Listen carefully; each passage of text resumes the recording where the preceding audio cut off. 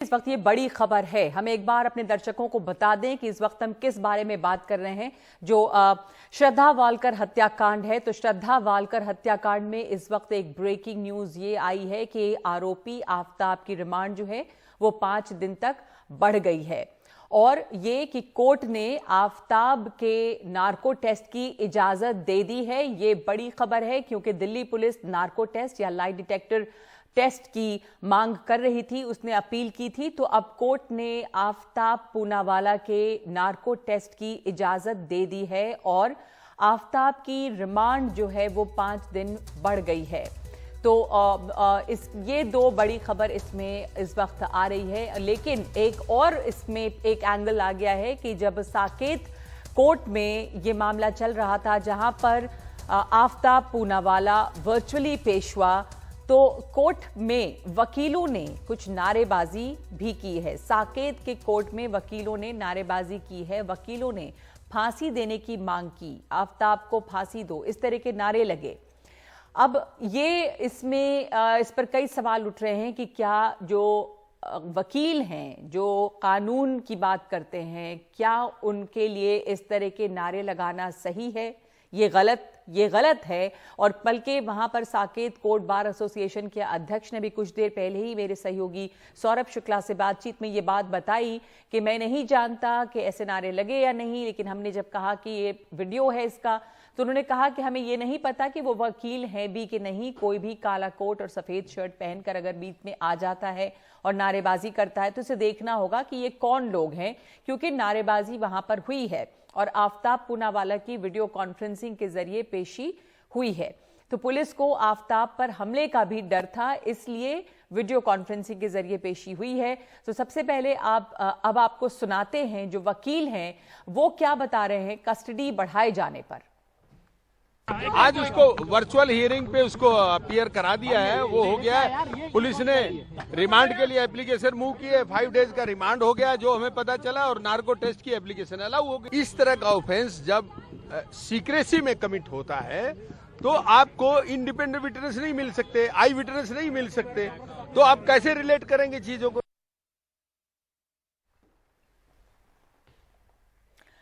तो इसलिए इस वक्त हम आपको ये बता रहे हैं कि जो वर्चुअल हियरिंग हुई वो इस वजह से हुई क्योंकि इस बात का डर था कि हमला हो सकता था इनके आफताब पूनावाला के ऊपर, और इसलिए इस वक्त उसकी वर्चुअल हियरिंग करवाई गई है। लेकिन यहाँ पर जो वकील हैं उन्होंने भी नारेबाजी की है। हमारे साथ इस वक्त जुड़ रहे हैं साहिल गर्ग, जो वकील हैं, और ये सबसे पहले आपसे यही जानना चाहेंगे, आपने भी देखा होगा, सुना होगा कि वकीलों ने भी इस दौरान नारेबाजी की जिसमें जमकर नारे लगाए गए, फांसी की मांग की गई और साथ साथ कुछ धार्मिक नारे भी इसमें लगाए गए।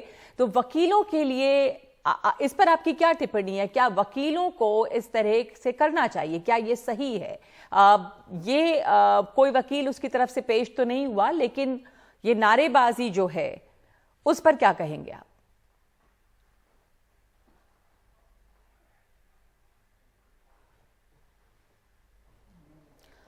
साहिल गर्ग हमारे साथ इस वक्त जुड़ रहे हैं। हम कोशिश करेंगे साहिल गर्ग से बात करने की। साहिल गर्ग वकील हैं और ये पहलू जो है ये समझना बहुत जरूरी है कि वकीलों ने कोर्ट परिसर में नारेबाजी की है। क्या वो वकील हैं, क्या वो दूसरे लोग हैं जो वकीलों के लिबास में वहां पर आए? लेकिन आप तस्वीरें देख रहे हैं, हम आपको तस्वीरें दिखाना चाहते हैं एक बार फुल फ्रेम कि यहाँ पर वकील जो हैं वो नारेबाजी कर रहे हैं। और सुनिए ये नारे।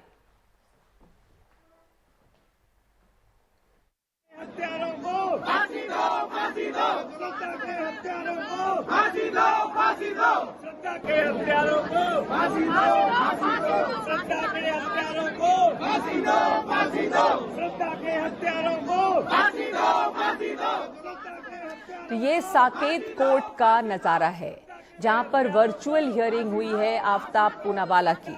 आफताब पूनावाला जो श्रद्धा का आरोपी है, श्रद्धा की हत्या का आरोपी है, लेकिन सबसे बड़ी बात है कि अभी इस हत्या को साबित करना है। ये तमाम चीजें सामने नजर तो आ रही हैं। उसने कबूल भी किया है कि उसने हत्या की है और उसके बाद लाश के टुकड़े काटे हैं, उसको यहाँ वहाँ उसने डिस्पोज किया बहुत चालाकी से, एक शातिर प्लानिंग के तहत। मोबाइल फोन जो है उसे भी वो कहीं दूसरी महाराष्ट्र में जाकर फेंक कर आया ताकि उसे ट्रेस न किया जा सके। और उसने सबको पहले ये कहानी बताई कि श्रद्धा जो है वो चली गई थी घर छोड़कर, इसलिए उसका कुछ उससे लेना देना नहीं है। उसके पिता को भी पहले उसने यही बताया था कि वो नहीं जानता इसके बारे में, लेकिन जब उसने पुलिस के सामने बातें कबूल की हैं तो अब पुलिस पर ये जिम्मेदारी पुलिस की बन रही है और पुलिस के लिए ज़रूरी है कि वो सबूत जुटाएं, क्योंकि पुलिस के सामने जो केसेस, जो बातें, जो कबूलनामा होता है वो कोर्ट में उसकी ज़्यादा सैंक्टिटी नहीं है, इसलिए सबूत जुटाना भी जरूरी है। तो ये इस समय एक चुनौती है।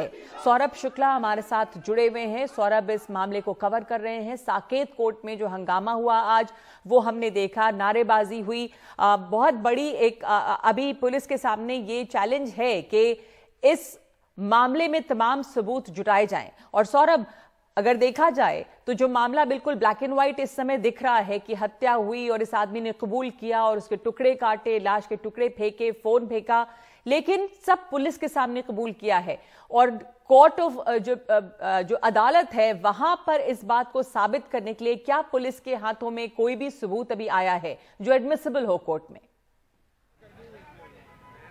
देखिए नगमा, ब्लैक एंड व्हाइट केस तो ये बातों में है, हम और आप बात कर रहे हैं, अखबार में छप रहा है, जो पुलिस हमारे सूत्र बता रहे हैं, हमें दर्शकों को बता रहे हैं, लेकिन कोर्ट तो सेंटिमेंट्स पे चलता नहीं, कोर्ट को चाहिए सबूत। तो अगर हम अब सबूतों की बात करें जो पुलिस के पास हैं, पुलिस के पास अब तक एक आफ्ताब का कबूलनामा जो धारा 161 में होता है, जो कोर्ट में एडमिसिबल नहीं होता, जो कोर्ट के सामने बयान होते हैं वो धारा 164 के बयान कहते हैं, सेक्शन 164 के अंडर वो बयान होते हैं, वो अभी तक कोर्ट में हुए नहीं।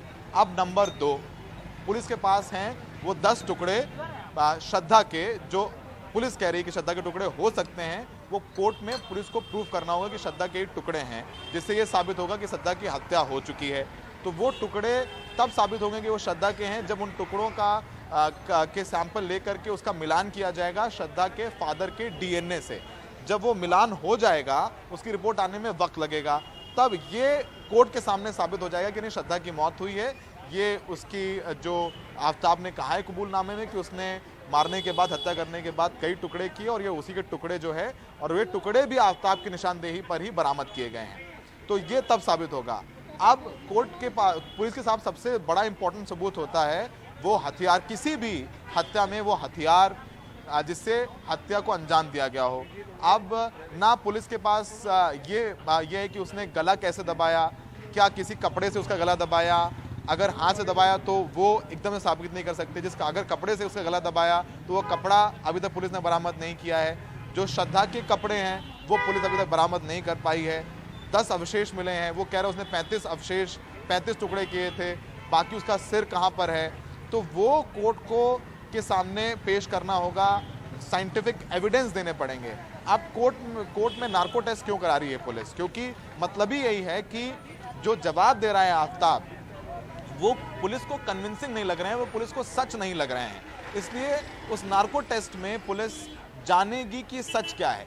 अब कोर्ट उसको ले जाएगी हिमाचल की पार्वती वैली, ये दोनों लोग गए थे श्रद्धा और आफ्ताब, तो पुलिस वहां भी उनको लेकर के जाएगी। इसके अलावा कई बार महाराष्ट्र भी गया था ये, तो महाराष्ट्र भी लेके जाएगी, मुंबई भी पुलिस लेके जाएगी। इसके अलावा वो गुड़गांव में कॉल सेंटर में काम करता था, वहाँ भी पुलिस उसको लेकर के जाएगी। इन 5 दिनों में ये करेगी।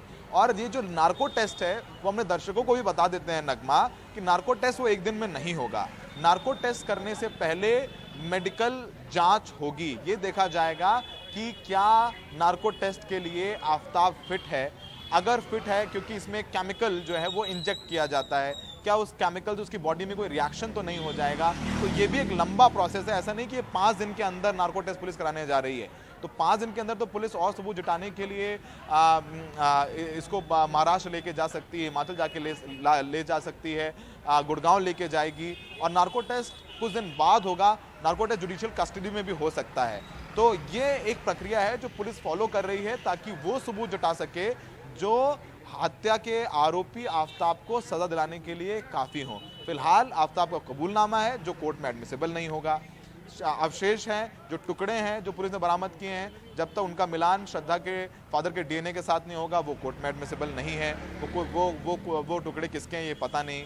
आफ्ताब की तरफ से भी कोई वकील अपीयर नहीं हुआ है। वो एक लीगल एड दी जाती है, कोर्ट से अभी दी जाएगी, क्योंकि जब ट्रायल में आएगा मामला। अभी तो पुलिस ने कस्टडी ही मांगी है, तो नार्को टेस्ट भी पुलिस को अलाउ किया है कोर्ट ने और 5 दिन की कस्टडी भी दी है।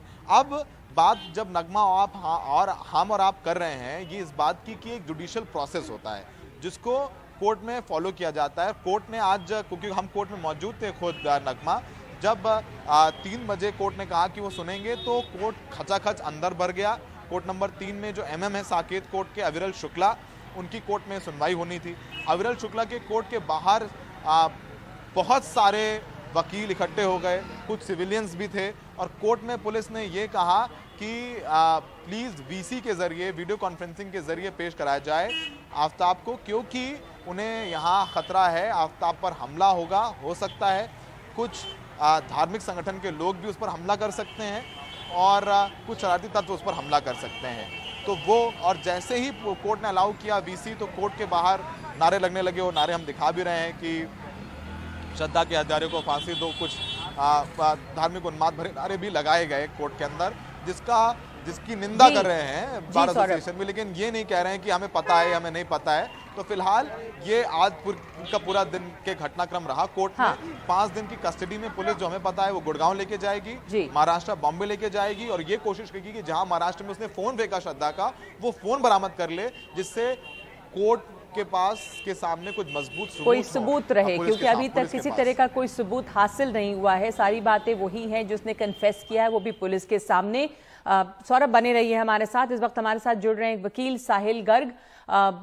साहिल, आज जो कोर्ट में हुआ, जहां पर वकीलों के द्वारा नारेबाजी हुई, वो उसमें कई तरह के नारे लगाए गए हैं और उसको फांसी देने की बात है। तो ताज्जुब ये है कि वकील जो हैं कोर्ट में इस तरह की नारेबाजी करते हैं। हमें पता है कि अदालत सबूतों पे काम करती है, और ये एक मामला जहां पर एक लड़का हत्या की बात कबूल कर रहा है, वहां भी अभी सबूत नहीं है, ऐसे कोई सबूत नहीं है जो एडमिसिबल हो कोर्ट पे, ये पलट भी सकता है। वैसे में ये वकीलों की नारेबाजी, कोर्ट तो इमोशंस में नहीं, कोर्ट तो सबूतों पे काम करता है, ये नहीं, क्या मानते हैं आप? ये बात आपकी बिल्कुल ठीक है, कोर्ट सबूतों पर काम करता है, और वकील एक तरह से इंसान भी है लोग। तो ये एक क्राइम इतना हीनियस है, उस वजह से वकीलों ने इस सेंटिमेंट्स में आकर ये नारेबाजी की। अदरवाइज वकीलों को भी पता है कोर्ट अपना काम करेगी, और कोर्ट करती भी है काम। और इस हिसाब से जो वकील थे उस वक्त, वो रोष में इसलिए थे क्योंकि उस लड़की के 35 टुकड़े किए गए, 35 पीसीस। सिर्फ इस वजह से वकीलों ने नारेबाजी की। बट वकीलों को भी सब पता है कि भी अभी इन्वेस्टिगेशन पेंडिंग है, अभी तो रिमांड पर चल रहा है, उसके बाद उसका एविडेंस होगा अपना। बस इसमें वकीलों का सिर्फ मेन पर्पस ये था कि ताकि ये ट्रायल डे टू डे चले, ताकि इस पे फैसला ये ना हो कि थोड़ा लेट आए, इसलिए ट्रायल डे टू डे के लिए वकील कह रहे थे। और उनके जो सेंटिमेंट्स थे वो बड़े हर्ट थे, किसी को रात में सोचते हुए भी कि किसी की बेटी की 35 टुकड़े करके हत्या कर दी गई। हम ये नहीं कह रहे थे कि भी जो कानून सजा का हकदार है उसको सजा मिलनी चाहिए, जरूर से जरूर।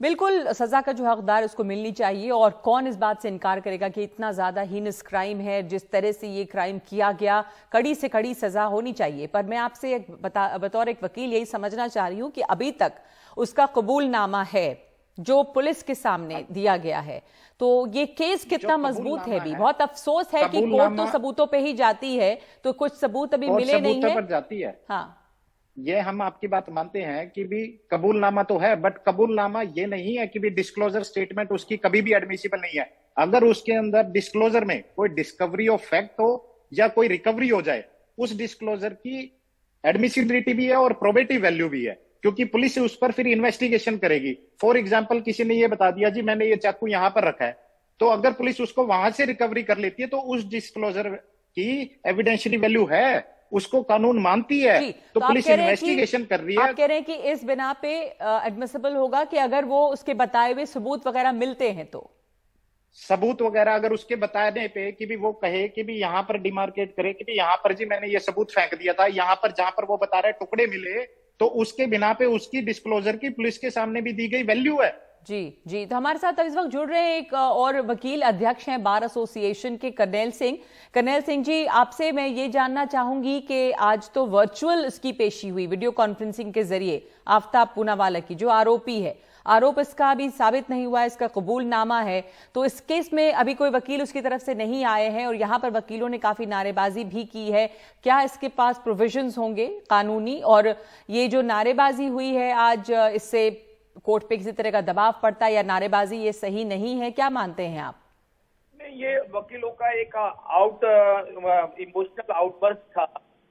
कोई आदमी को हो सकता है, वो तो सपोर्ट तो बिल्कुल कानून हमें देता है, वो हमेशा जो भी वो जरूर में, और वो भी मिलेगी। लेकिन आज वकील का एक इमोशनल आउटबर्स्ट था उसके खिलाफ कि उसने इतना हिडियस क्राइम किया कि बॉडी को इतने पार्ट में और हिडियस वे में काट के और रखा और फिर बॉडी को अलग में। जी, आपकी आवाज इस वक्त नहीं आ रही है कर्नैल सिंह जी, पर हम कोशिश करेंगे दोबारा आपसे बात करने के लिए। साहिल जी हमारे साथ अभी भी हैं। साहिल, आप सुन सकते हैं हमें? साहिल, ये आज किसी भी कोई भी वकील जो है वो उनके साथ में उनकी तरफ से, यानी कि आफ्ताब पूनावाला के लिए नहीं थे, तो उसके पास लीगल ऑप्शंस तो कुछ होंगे अभी? उसके पास लीगल ऑप्शंस है। अगर उसको कोई वकील, प्राइवेट वकील कोई वो एंगेज नहीं करता या कोई उसकी तरफ से वकील नहीं होता, तो वो सरकारी वकील के लिए रिक्वेस्ट कर सकता है, अपना लीगल एड के लिए रिक्वेस्ट कर सकता है, उसको वकील तो मिलेगा। ऐसा नहीं है कि भी वो बिना वकील के रिप्रेजेंट करेगा। अगर उसकी इच्छा है तो वो वकील उसको मिलेगा और उसको डिफेंड भी किया जाएगा। अब तो ये है कि इस केस में आज तो वैसे भी रिमांड का था, रिमांड पे भी उसका ये वकील का उसका हक था कि भी रिमांड को वो अपोज करे।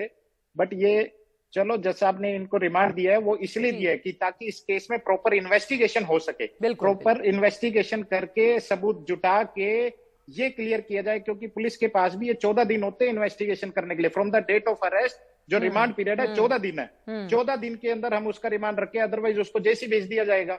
जी, तो ये पुलिस के पास वक्त है अभी, और पुलिस को सबूत जुटाना है अभी, मोबाइल जुटाना है, हथियार जुटाना है, और जो बातें बता रहा है वो उसको कोरॉबोरेट करने के लिए एविडेंस चाहिए। धन्यवाद आपका साहिल जी हमारे साथ शामिल होने के लिए। तो इसमें नई जो आज की जो घटना है वो यही है कि उसका जो रिमांड है वो बढ़ाया गया आफ्ताब पूनावाला का। इसका लाई डिटेक्शन टेस्ट जो है उसकी इजाजत दे दी है कोर्ट ने, और पुलिस इस दौरान उसे महाराष्ट्र भी ले जाएगी, और पार्वती वैली जहां वो गए थे वहां पे भी, इधर गुरुग्राम में जिस कॉल सेंटर में वो काम कर रहे थे वहां पे भी। तो ये तमाम चीजें इस बीच में होनी है। इस वक्त 5 की बात में एक ब्रेक ले रहे हैं हम, और आगे दूसरी खबरें। एमसीडी चुनाव के बीच क्या आपका क्लेश बने विधायक अखिलेश?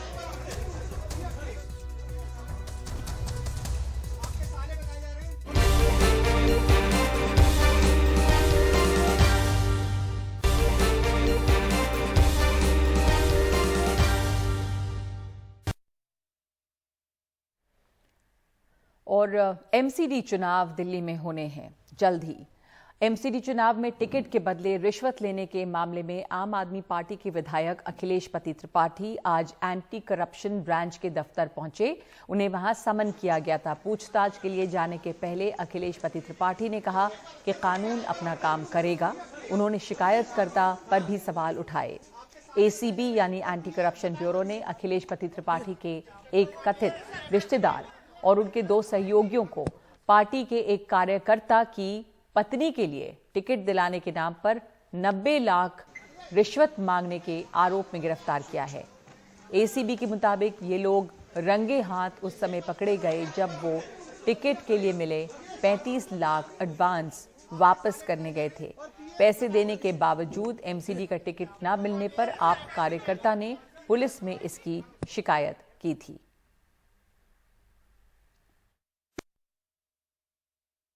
जो व्यक्ति खुद ही दलाली में शामिल रहता है उसके खिलाफ कम से कम 50 केस चल रहे हैं। उसने इंस्पेक्टर जो जांच कर रहे थे अशोक विहार थाने में, उसके खिलाफ सब इंस्पेक्टर उसके उनके खिलाफ लगाया कि उन्होंने उनका मोलेस्टेशन करने की कोशिश की अपनी पत्नी का। ऐसा व्यक्ति जो अपने भाई भतीजों को चाकू से मारता है उसका केस दर्ज है। तो ऐसे लोगों के खिलाफ बोलना वाजिब मैं समझता है, लेकिन ये मैं कहना चाहता हूँ कि कानून अपना काम कर रही है।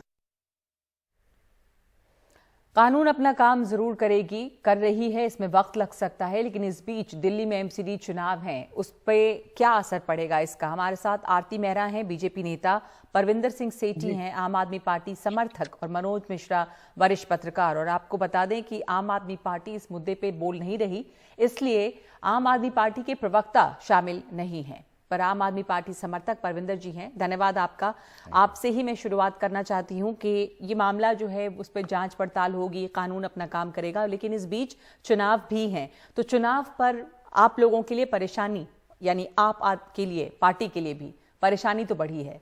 नहीं, परेशानी कोई नहीं है। देखिए, आप एक बात को समझिए कि अगर किसी ने कोई गलत काम करा, उसका पार्टी कोई बचाव नहीं करेगी, उसके ऊपर एक्शन होना चाहिए और सख्त से सख्त कार्रवाई होनी चाहिए।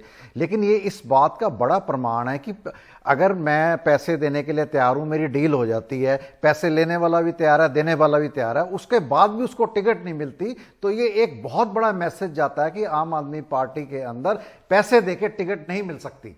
अगर तो आप कह रहे हैं ये मामला उल्टा पड़ गया है कि साफ दिख गया कि टिकट जो है पैसे देके नहीं मिलेगा, वापस करना पड़ा पैसा। हाँ बिल्कुल, क्योंकि बाकी पार्टियों के अंदर पैसे देके पैसे का लेन देन होता रहा है, और ये इस बात का खुलासा नहीं हो पाया क्योंकि लेने वाला भी चुप है, देने वाला भी चुप है। यहां पे बात एक्सपोज तब हो जाती है जिन लोगों को टिकट से नकार दिया जाता है। आम आदमी पार्टी के अंदर टिकट देने का एक प्रोसीजर है कि उसके अंदर आप अगर आपके कार्यकर्ता, आप अपनी टिकट अप्लाई कीजिए, उसके बाद उनका सर्वे होता है, इलाके के अंदर सर्वे होता है, सर्वे रिपोर्ट के अंदर जो व्यक्ति सबसे बढ़िया पाया जाता है उसको टिकट दी जाती है। अब जिस व्यक्ति को टिकट नहीं दी जाती, वो फिर एक व्यक्ति आपने देखा होगा, वो टावर पे चढ़ गए थे, उन्होंने कहा जी मैंने पैसे दिए। मैंने उनसे ये प्रश्न करा, आप पूर्व पार्षद हैं, जब आपको पहले टिकट मिली थी तब आपने कितने पैसे दिए थे? तो ये इन प्रश्नों का उत्तर जो है बाकी पार्टियों को देना पड़ेगा, आत्ममंथन करना पड़ेगा। लेकिन एक राजनीतिक गलियारे में ये बात साफ हो जाती है कि आम आदमी पार्टी के अंदर पैसे देने के बावजूद भी टिकट नहीं मिलता है जी। आम आदमी पार्टी के अंदर पैसे देने के बावजूद टिकट नहीं मिलता है। आरती मेहरा, ये बात इससे साबित हो रही है, तो ये जो है आम आदमी पार्टी की ईमानदारी साबित कर रही है। और बहुत मुझे एक मजाक सा और हंसी सी लग रही थी। मुझे तो पता चला ये 3 लोगों से एक ही सीट के पैसे 2 या 3 से ले लिए, जिसकी होगी उसके पैसे पूरे आ जाएंगे और जिनकी नहीं होगी उनके 2 के पैसे वापस चले जाएंगे। ऐसा चला है, और भी बहुत सारे विधायक हैं, लेकिन ये तो रंगे हाथों पकड़े गए। ये वो पार्टी के लोग हैं जो सत्ता परिवर्तन की बात करते थे, एक नए निजाम की बात करते थे, एक ईमानदार और वीआईपी कल्चर से दूर की बात करते थे। आज वीआईपी कल्चर इनके रग रग रग में है। 30 गाड़ियों का काफिला, 23 करोड़ घर की सिर्फ मरम्मत में, घर पे स्विमिंग, मतलब एवरीथिंग।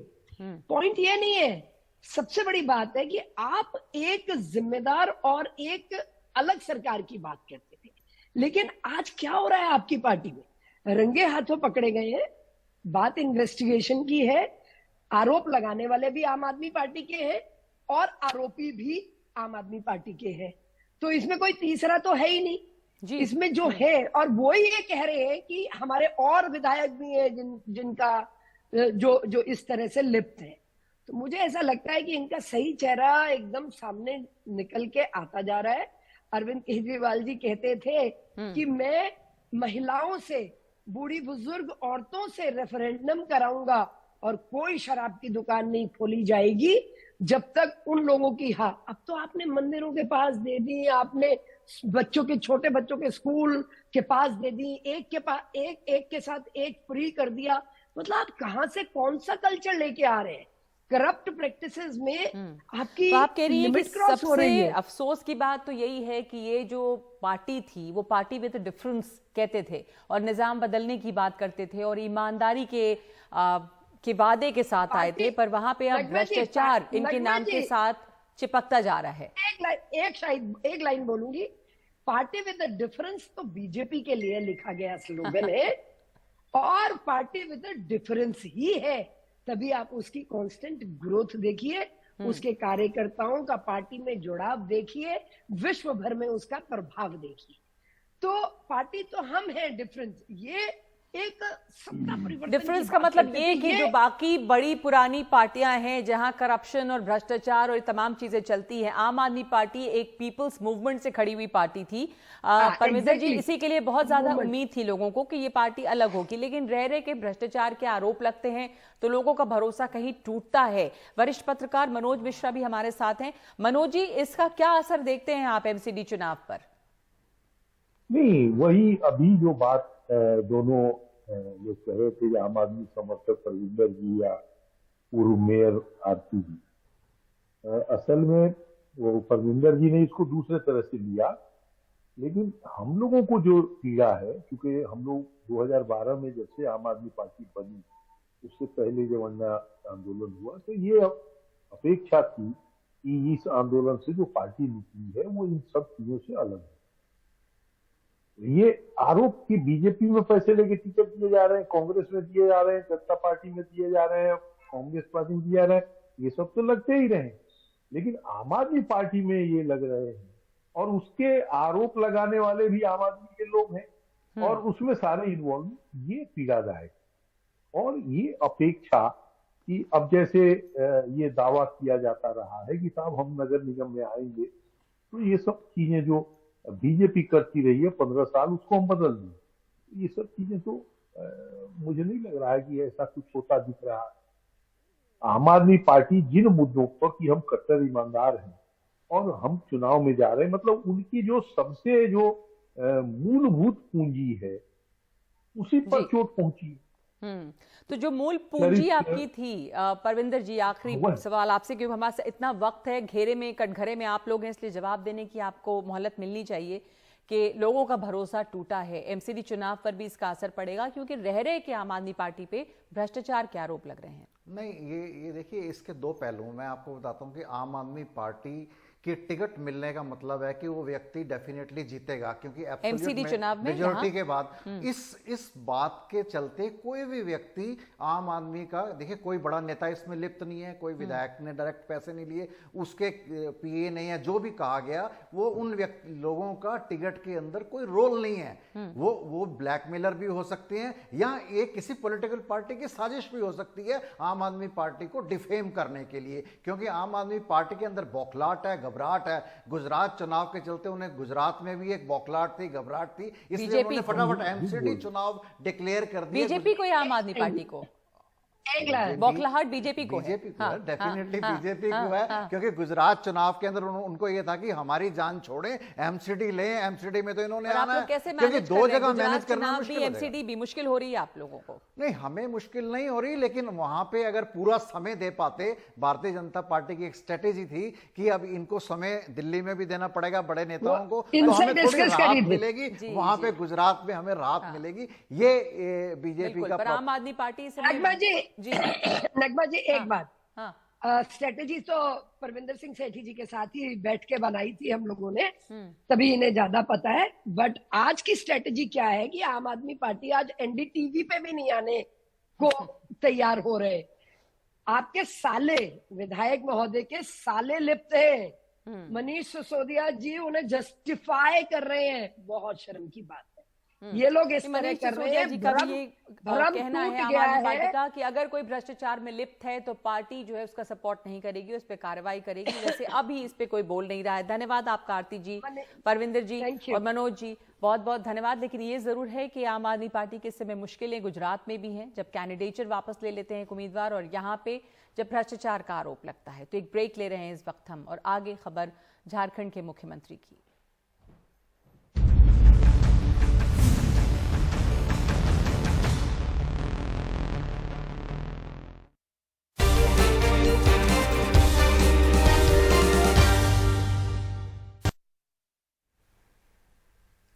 सावरकर को लेकर कांग्रेस और उद्धव ठाकरे आमने सामने आ गए हैं। भारत जोड़ो यात्रा पर निकले कांग्रेस नेता राहुल गांधी ने आज फिर कहा कि सावरकर ने अंग्रेजों की मदद की थी।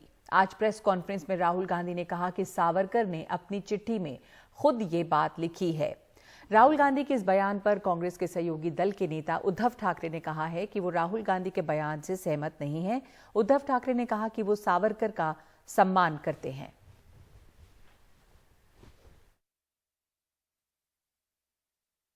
ये मेरे लिए सबसे जरूरी डॉक्यूमेंट है। ये देखा आपने, दिख रहा है आपको? और इसमें आप देख लीजिए, ये सावरकर जी की चिट्ठी है जिसमें उन्होंने अंग्रेजों को लिखा है। और मैं पूरी चिट्ठी आपको पढ़नी होगी, देख लीजिए, मैंने हाईलाइट भी कर रखी है, मगर मैं सिर्फ आखिरी लाइन पढ़ना चाहता हूं। सर, मैं आपका नौकर रहना चाहता हूं। ये मैंने नहीं लिखा, ये सावरकर जी ने लिखा है। तो इसको आप पढ़ लीजिए, देख लीजिए। अगर फडणवीस जी देखना चाहते हैं इसको, वो भी देख लें। तो मैं तो इसमें बहुत क्लियर हूं, सावरकर जी ने अंग्रेजों की मदद की थी। मी पुन्हा सांगतो की परत एकदा सांगतो की जे राहुल गांधी बोलले त्याच्याशी आम्ही सहमत नाही। स्वातंत्र्यवीर सावरकरांबद्दल आमच्या मनात अतीव आदर आणि प्रेम निष्ठा आहेतच, पण ज्या स्वातंत्र्यवीरांनी ज्या स्वातंत्र्यासाठी त्याग केला, अतीव हाल अपेक्षा सोसल्या, तेच स्वातंत्र्य अबाधित राखण्याची आज गरज आहे। म्हणून काँग्रेसच काय, जर मी असं विचारतो, स्वातंत्र्यवीरांबद्दल राहुल गांधी काहीतरी बोलले म्हणून तुम्ही आम्हाला प्रश्न विचारता।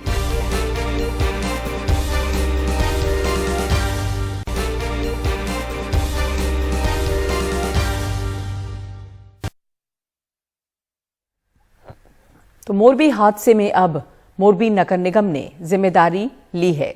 पुल हादसे पर हाईकोर्ट में हलफनामा दिया है। नगर निगम ने पुल हादसे की पूरी जिम्मेदारी ली और कहा कि पुल नहीं खोला जाना चाहिए था।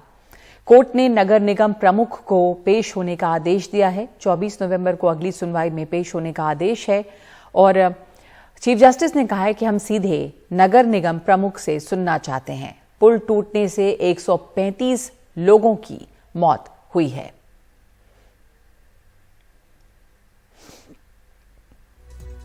तो आखिरकार अब नगर निगम ने इसकी जिम्मेदारी ली है और इसमें अभी भी कई सवाल बाकी हैं, गिरफ्तारियां बाकी हैं। इस वक्त 5 की बात में इतना ही।